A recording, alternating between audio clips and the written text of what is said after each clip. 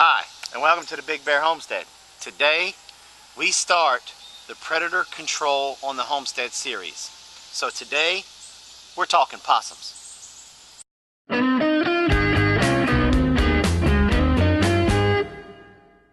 Okay, the first predator up to bat is your North American marsupial, the possum, aka the grinner.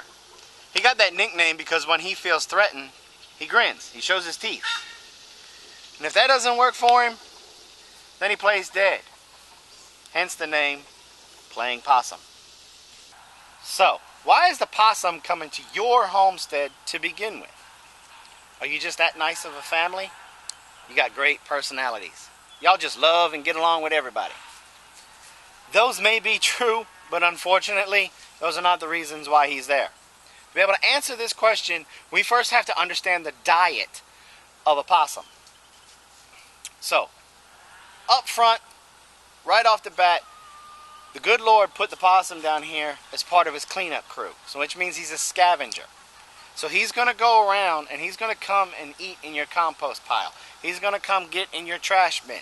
And he's also going to come after any dead animals that are in close proximity to your homestead. But that's not the limit to his diet. He also likes small vertebrates. So that would be your chicks, your medium-sized chickens. Star. I'm going to caveat something right here. If it is a large possum, he is going to go after your larger birds too. A big enough possum, he's not afraid to go after a full-grown rooster or a full-grown duck. Just keep that in mind. They also like frogs and other amphibians, eggs, fruits and veg. Now, with his fruits and veg, he's more of the berries kind of guy. So that means your strawberries, blackberries, raspberries, blueberries, those things he'll also go after. So now that we know what he's eating, how do you know if you even got one? Okay, so now we know what a possum eats, but how do we know if it's the possum that's stressing us out on our homestead? Well, here are some signs to be able to tell if it's a possum. First and foremost, if your trash cans are knocked over and been gone through, if your compost pile just seems to be shrinking and you know you put those eggshells out there or the banana peels out there yesterday and now they're gone. Your chickens, they're spooked. You can tell your chickens are a little on edge. You'll be able to tell. You know what I'm talking about. There might be feathers everywhere. You're not getting as many eggs as you were getting. A really good telltale sign is you got a dead chicken. No head, chest cavity, eaten out. That's it. If you're really lucky, you might be able to find some tracks. This is what a possum track looks like. Also, look around your dead bird and around the area for scat. He poops where he eats. So, and this is what his scat looks like. So now you were able to determine that it was a grinner. So now, what do you do? Alright, so we figured out it's a possum. So, what do you do next? Well, the first thing is you look around your chicken run, your chicken house, your chicken coop, whatever you want to call it. Is there any places where the wire has come loose? Is there any holes in the coop that he could squeeze through? Are there any openings like this down here where he could just squeeze through? If so, we need to fix those. Those need to be repaired. You need to do what's called exclusion. You need to exclude them out. Stop them from getting back in. So once you got that done, then what do you do? Okay, so now we got all those repairs done. But how do we stop them or stop future ones from coming in? Well, that's where deterrents come into play. And a deterrent is something that's basically going to make that critter change his mind and go, I don't want to go in there. One of the things that we use here on the Big Bear Homestead is we use a 3-wire electric fence method. Now, you put one at the bottom, you run your electric wire. One at the bottom, one about midway, and one at the top. Now you can go out and get those yellow insulators that stick out way to here if you want to. We don't do it that way. We take 1/2 inch PVC and we'll drill a hole in one end. Well, really we drill a hole in both ends. This is kind of a long piece, so we use shorter pieces, but this is just for instructional purposes only. And then you come to your pole, and then you can put it at any distance you want. The ideal distance is to have your wire close enough to the fence that if he's climbing over it, he's either going to grab it or it's going to rub on his belly or something. But you don't want it too far out where all he can do is duck under in it and it may barely scrape him on the back. That's why we don't really like the yellow ones, because we really can't control the distance between our electric wire and the fence. So you just drill it with a simple drywall screw, deck screw, run it through, drill your hole through the PVC, connect it, and then you can run your wire around your coop. Now, granted, it does make things a little difficult for your gate, but just like you do out in the pasture, just put your gate clamps on for your electric fencing. Easy peasy. That's a very good deterrent. It works rather well. And what it does is it'll deter that critter that you're having a problem with now, most of the time. But the majority of it, where it really comes into play, is stopping future ones from coming. But let's just pretend for a second, for instructional purposes only, that this doesn't work. You just got an ornery possum that just wants your chickens. So what do you do next? Okay, so we know it's a possum. We excluded them and we put out some deterrents, but this ornery possum still is coming around. So what do? Well, we resort to traps. I'm going to go over 3 traps that you can use to catch a possum. I heavily favor one trap. If you want my honest opinion and to pick one of these over the other, I'll do it 1,000 times over. It is the coon cuff. The reason why I choose this trap over any other one, over the foothold or the cage, one, it's target specific. That's the main reason. You won't catch your dog. Let me back up. I use the coon cuff with the pull trigger only. I don't use the push-pull trigger. I use the pull trigger only. And the reason for that is depending on what bait you use, you won't catch a dog or a cat by their tongue. So it's target specific. The chances of a misfire are slim to none.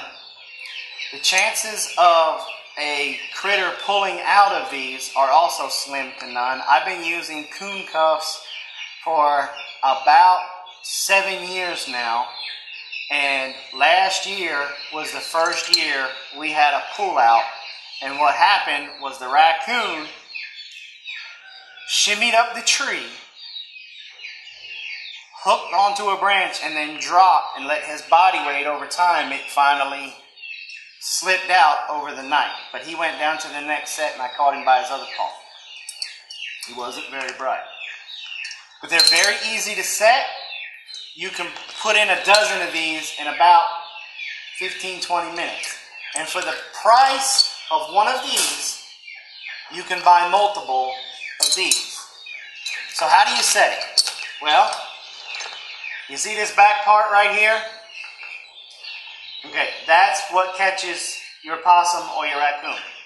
So you have to squeeze this part, grab your trigger, or your dog, as what it's called.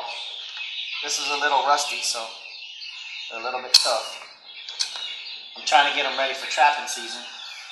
And then you have a notch right here. Your dog goes in that notch, which then raises the trigger on the inside. Then you just go out to your spot. I like to put airline cable at the end of my swivel, then that way all I can have to do is go around a fence post, go around a tree, go around something. I wrap it around, I close it in on itself.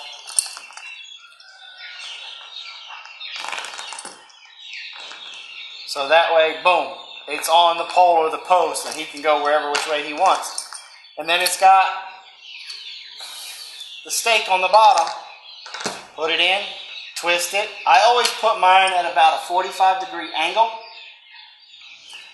And I usually have it to where it's facing like this. Then you bait it, and then I put my lure back here. We'll talk about baits and lure next. Okay, cages. We went over to coon cuff. Now, if I had to make a second choice, this would be cage. Even though my number one choice and really my only choice is the coon cuff. But I know a lot of you guys probably have these around your homestead. I don't particularly care for this brand of trap that I have right here in front of me. This is a Have a Heart brand. And this is my professional opinion. I've held a nuisance wildlife removal license in the state of Georgia for almost 20 years. The Have a Heart traps are cheaply made. You get what you pay for when it comes to cages. I've had these cages where the locking mechanism has failed. Critters walked in and out. I've had raccoons just rip a hole in the wire on the side. I've had them to where they just ripped the trap apart to get to the bait, and I came back and the trap wasn't even set off, but it was all flipped over and turned over. And I've come back a lot of times with a bunch of misfires. Now, the brand, if I have to use a cage trap, the brand I use is called Tomahawk. But I'm talking with Tomahawk and Minnesota Trap Line to see if we can't get you guys a coupon or some deals. And when we do, I'll have their links in the descriptions and instructions on what to do. We'll probably have to do a special video just on that. But I digress. Let me get back on track. Squirrel. So cost is the main factor. This Have a Heart trap can run anywhere from $20 to $40. The Tomahawk trap runs anywhere from $60 to $80. But it's such a better quality trap that it's worth that extra money. But one of the main reasons on my homestead, not a nuisance wildlife job or not out on the trap line, but on my homestead, is you don't have a lot of time as a homesteader. So when you put a piece of equipment out, you want it to work and work correctly while it's doing its job. And one of my main pet peeves with a cage trap is you get her set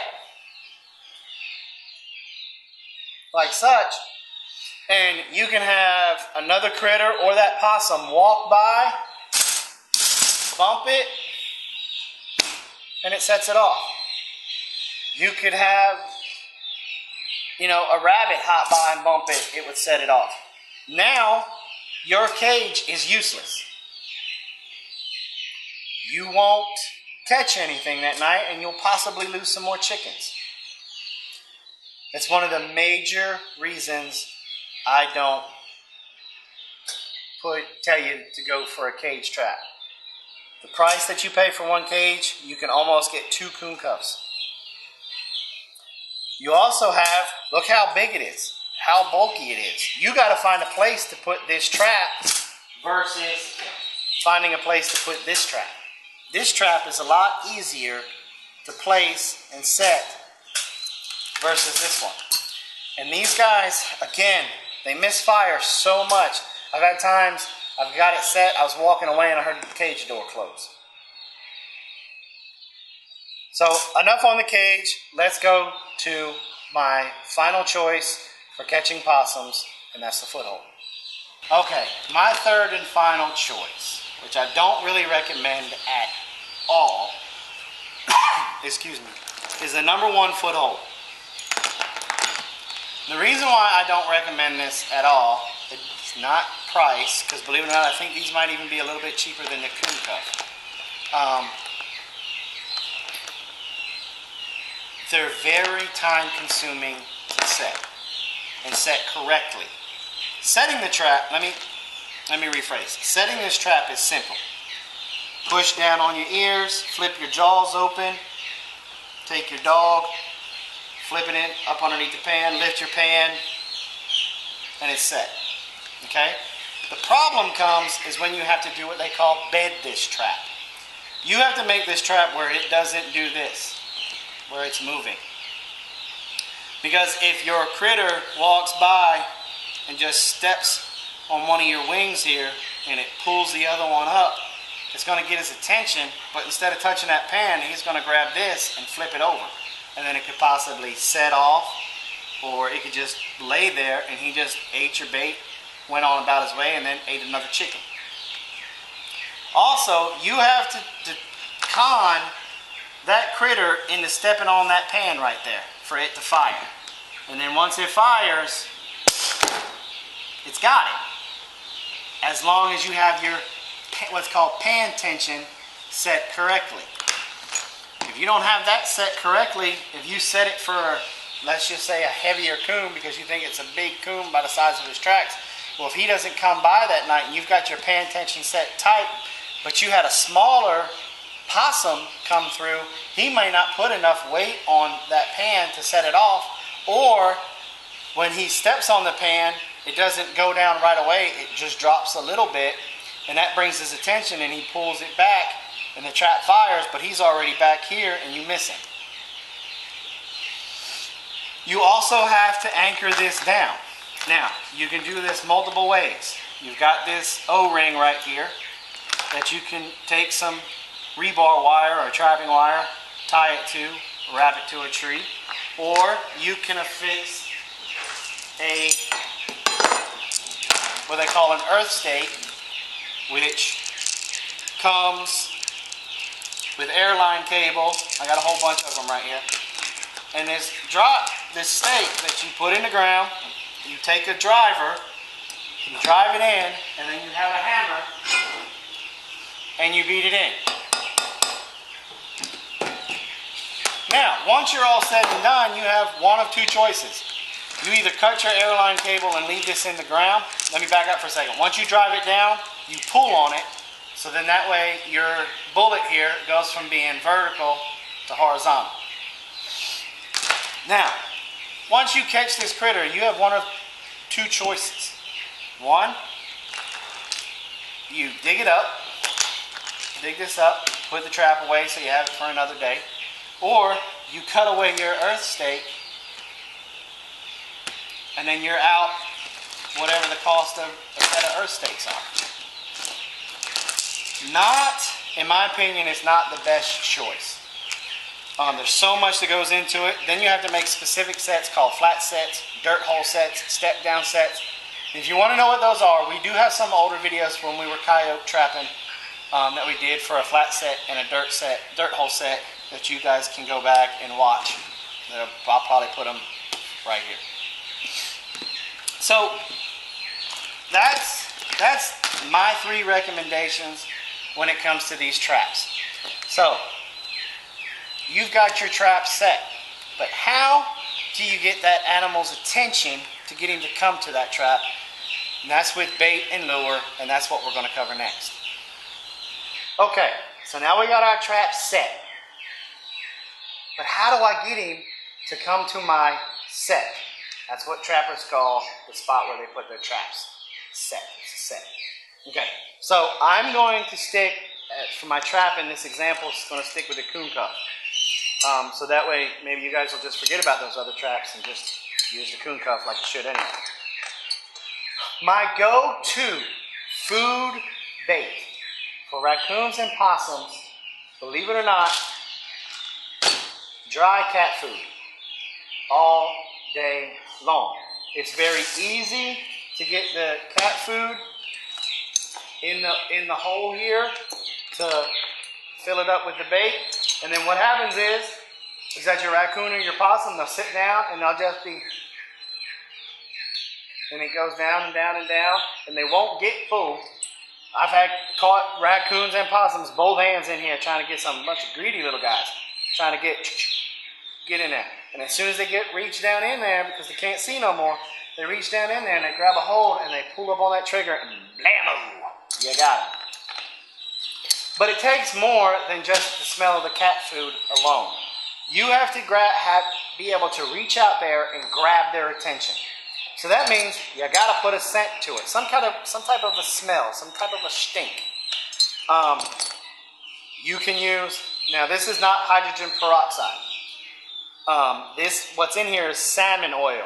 When you go to a trapping supply company, or maybe even your local feed and seed may have it, they don't come in a squirt bottle, they just come in a pour bottle. And so I put it in here in this 88-cent hydrogen peroxide bottle, so I can just squirt it around my set.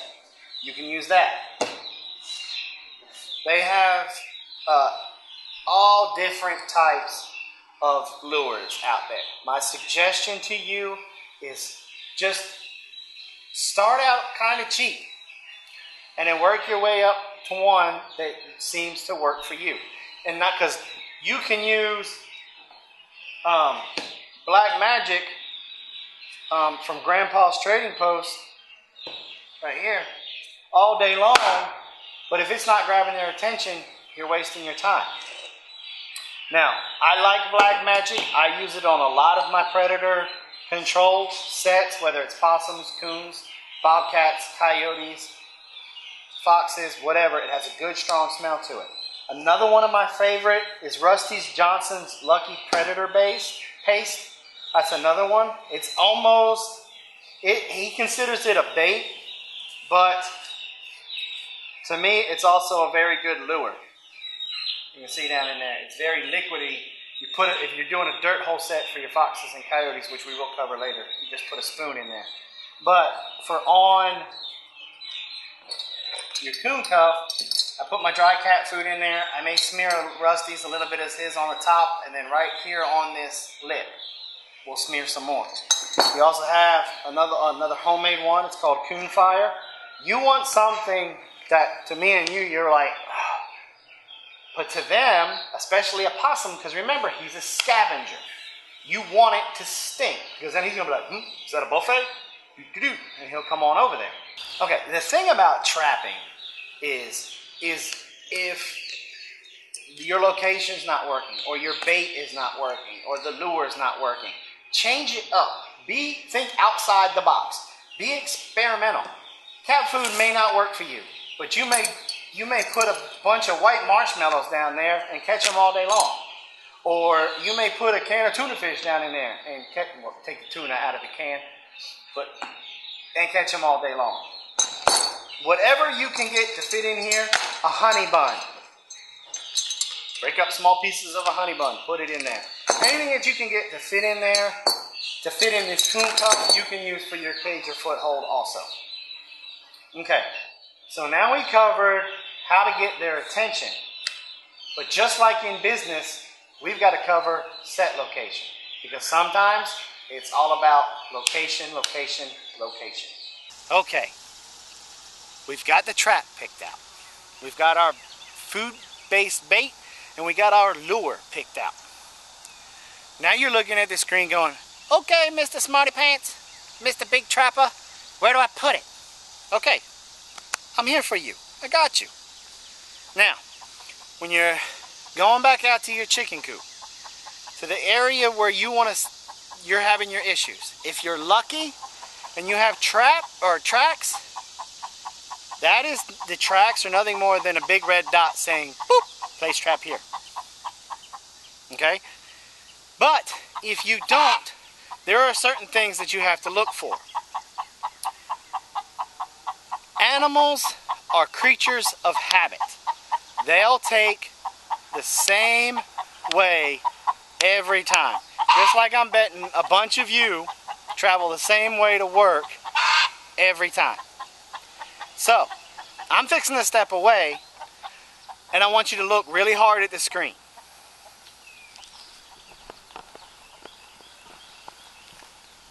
Okay, do you see it? It's right here. That's a game trail. That is basically a highway for wildlife, your critters.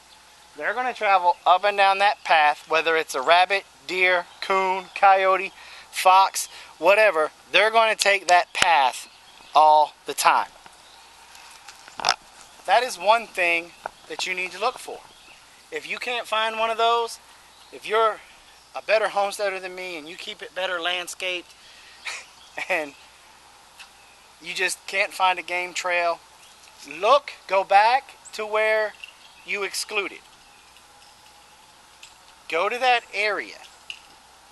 Start looking around. He had to come from somewhere. Is there woods close by? If there are, start where that hole was, or that just opening in the gate like at ours. Start there. Start walking in a straight line into those woods, and then start looking around. You'll find a game trail. Place your trap there. You don't want to place it up here by your chicken coop unless, that's your last resort. You want to place it out there where they are, because you don't want to attract somebody that didn't know that your coop was there. So go into their territory a little bit. Be man. Go into their territory a little bit. Place your trap. Okay? That way you'll catch them before they get to your coop. And that way your birds and everybody and stuff can settle back down. Check your trap every day. Check your state law. But here in Georgia, every 24 hours you have to check that trap. Humanely, you want to check that trap every 24 to 12 hours anyway. So, now you caught a possum. What do you do? Alright. You got him in the trap. We know we gotta euthanize him. We gotta dispatch him. In my opinion, there are really only two ways to dispatch a caught critter.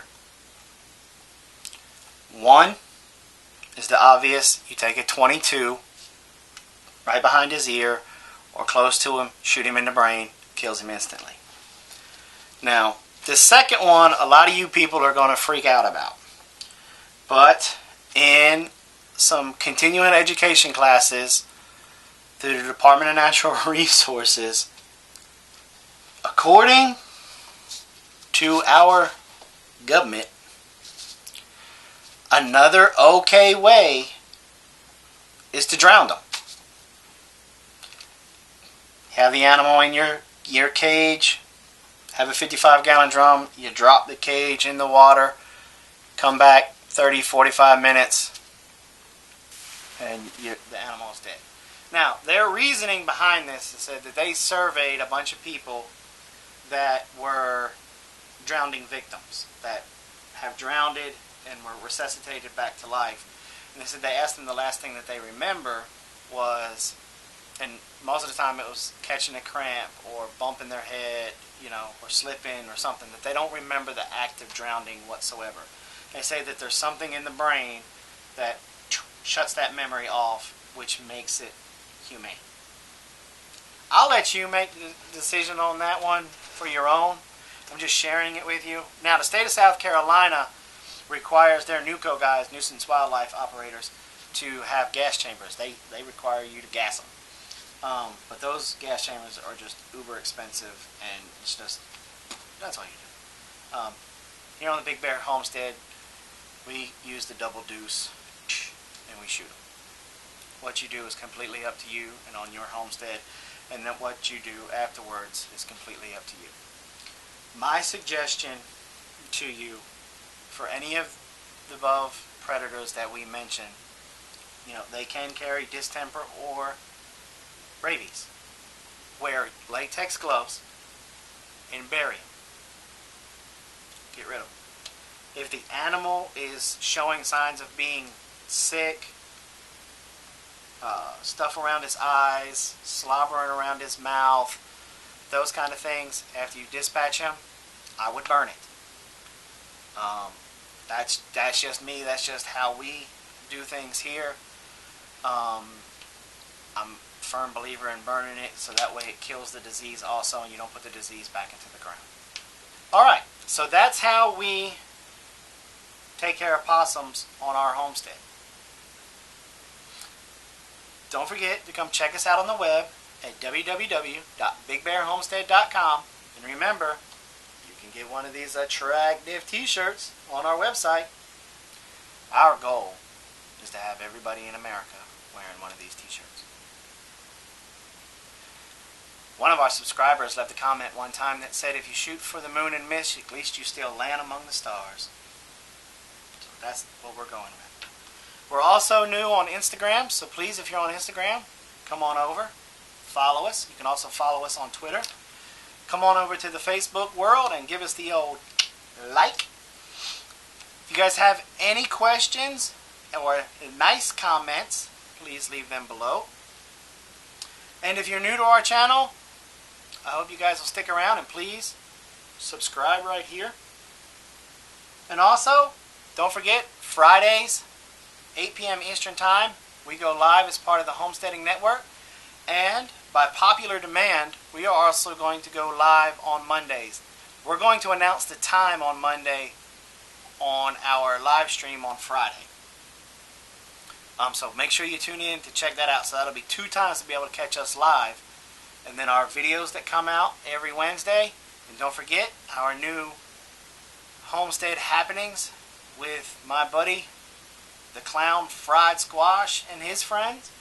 We'll be trying to put those videos will be put out either Tuesdays or Thursdays. So thanks for coming by, and like always, have a nice day.